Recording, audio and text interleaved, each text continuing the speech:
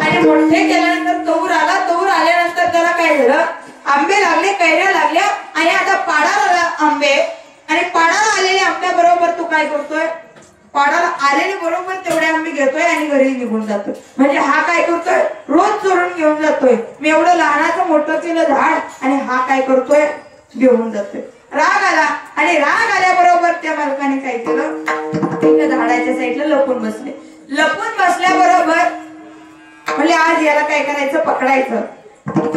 पकडायचं म्हणल्याबरोबर तो कैऱ्या गोळा करू लागला. आणि कैऱ्या गोळा करत असताना मालकाने पकडलं. म्हणले काय रे, मी एवढं लहानाचं मोठं झाड केलं, लहानाचं मोठं झाड केल्याबरोबर तू काय करतो, पाडाला आंबे तेवढंच नेतो, हिरव्या कैऱ्या नेत नाही.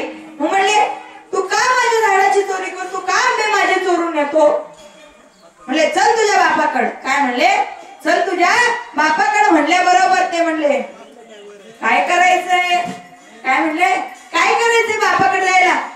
म्हणले नाही नाही थांबा. म्हणले का, म्हणजे वरून वडील वर काय टाकताय, आंबे टाकताय, मी खाली गोळा करतो. धन्य माता पिता नाही म्हणता येणार का त्यांना, धन्य माता पिता नाही म्हणता येणार.